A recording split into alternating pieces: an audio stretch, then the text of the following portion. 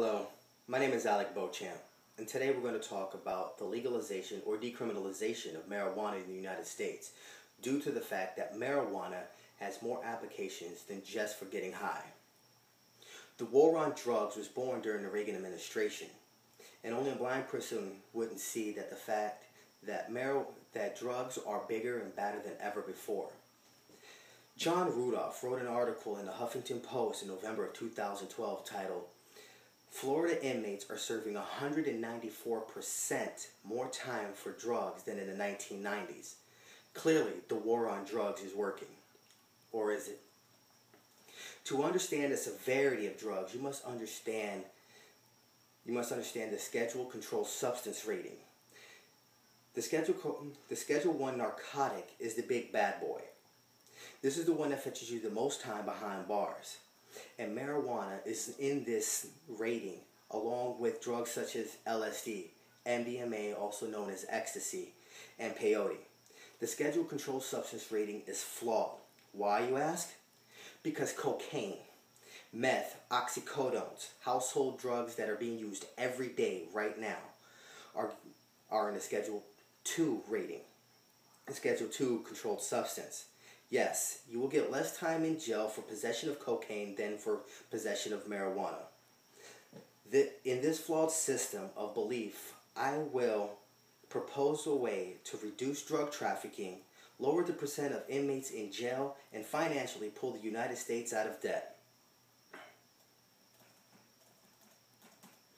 The war on drugs has been going on for quite some time now, and trafficking of narcotics has seemingly increased throughout the years.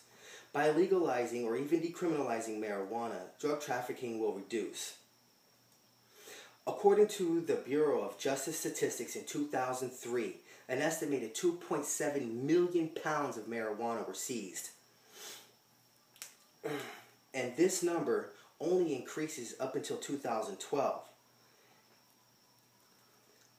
And by the way, marijuana also accounts for more than 50% of the drugs trafficked in the United States. Since Washington and Colorado legalized marijuana, the Mexican cartels will lose approximately $2.7 billion in revenue between the two states. And that is according to Olga Kazan, the author of Marijuana Legalization Will Affect Mexican Cartels. That was published in the Washington Post of November of 2012. With the Mexican cartels taking a $2.7 billion hit, imagine if the United States, all 51 states, were to get on board with this program. You would almost abolish Mexican cartels in the United States, and drug trafficking would reduce drastically. Now, inmates, on the other hand, are a different problem that we have. Inmates with petty drug charges increase the money taxpayers must pay in order to keep inmates incarcerated. Why would you want to spend money on a person who was arrested for smoking a joint? I spent 30 months in prison. Not drug related, but I've seen many people get arrested and sentenced to prison time for possession for a small bag of pot. Now, is this overkill? Possibly, maybe not. Did you know that you pay taxes on that petty pothead? According to CBS News correspondent Martha Titchener, who reported a story, The Cost of the Nation's Incarceration, she indicates that you spend, the taxpayer spends about $31,000 a year per inmate on just paying for them to be incarcerated. Now that's a lot of money. Of the inmates in prison in 2004, almost 1.5 million of them were for marijuana related, and this is stated in a website called drugwarfacts.org. You can look it up yourself. In contrast to paying taxes for petty drug charges, why not have our tax money go to criminals who commit crimes against humanity, such as rapists, murderers, even child sex offenders? I'd rather spend my money there than on some petty drug dealer. The number of inmates would decrease significantly significantly due to the legalization or decriminalization of marijuana. Legal marijuana means less arrest, and less arrest means less incarcerated. The fewer inmates populating the prison system, that would mean that's more money in our pockets as a nation.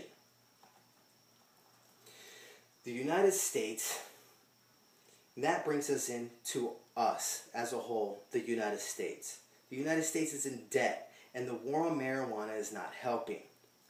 The income of marijuana will help the United States get out of debt. In March 2009, Allison Statement did an article in Time magazine. Can marijuana help rescue California's economy? Allison states, and I quote, "Marijuana is California's biggest cash crop and is responsible for $1.3 billion in tax revenues. If one state can bring in $1.3 billion in tax revenue, then the country, then marijuana would, as a whole, marijuana would completely dwarf the mega million companies like Microsoft and even the porn industry. Yes, the porn industry. It's horrible, I know. The tax money made from legal marijuana can be recycled back into the economy for more police officers, teachers, and even resurrecting and restructuring the United States as a whole. And before you know it, the United States will be completely out of debt. Americans as a whole are still stuck in the Reagan administration where all drugs are bad. And this is only partially true. Marijuana has many advantages in the medical field and financially. But we are still blinded by the stigma that marijuana has. I mean, I still see commercials that show your brain is rotting if you smoke weed. But the only thing that I notice rotting is the value of my dollar bill. By legalizing marijuana or decriminalizing it, we might be able to become that nation that once had a dollar bill worth a dollar bill. Thank you.